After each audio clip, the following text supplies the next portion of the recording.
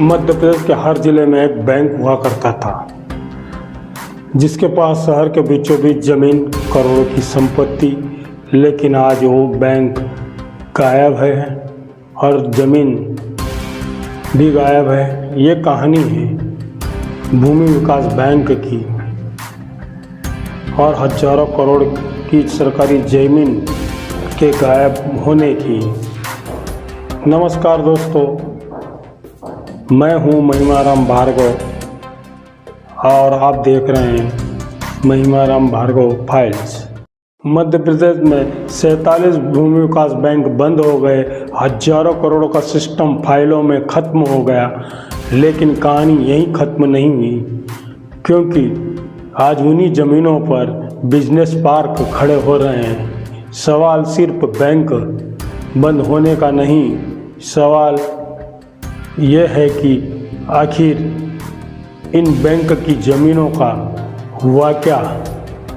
Bank किसानों को मजबूत बनाने के लिए बनाए गए थे, लेकिन धीरे धीरे सिस्टम कमज़ोर होता गया, वसूली रुकती गई, कर्ज बढ़ता गया और एक दिन पूरा सिस्टम घाटे के बोझ तले दब गया।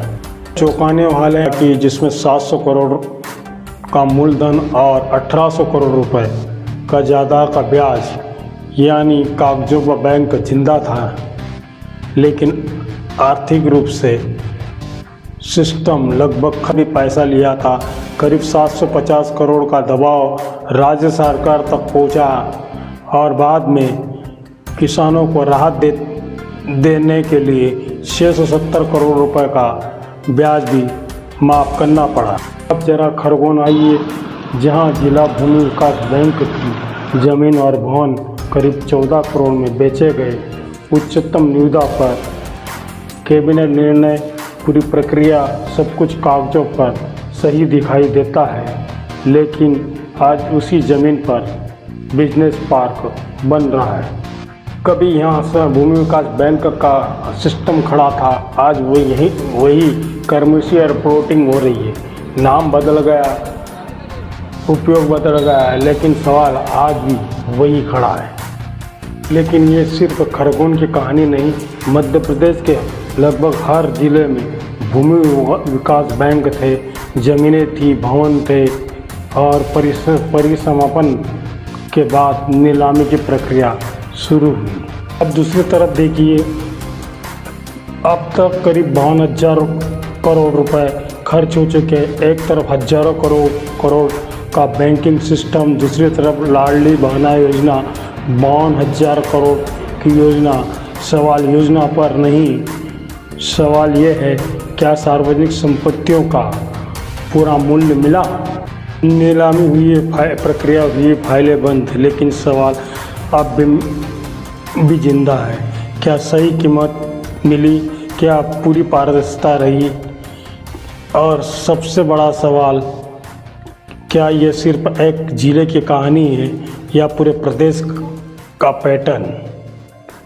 जरा इन आंकड़ों को साथ रख कर देखिए कि मध्य प्रदेश भूमि विकास बैंक से जुड़ा कुल वित्तीय संकट इस प्रकार है। 2,580 करोड़ रुपए किसानों पर बकाया वसूली, 750 करोड़ रुपए आसपास नाबार्ड का बोझ और 670 करोड़ रुपए से अधिक ब्याज राहत, यानी कुल मिलाकर मामला लगभग 4,000 करोड़ के आसपास बैठता है।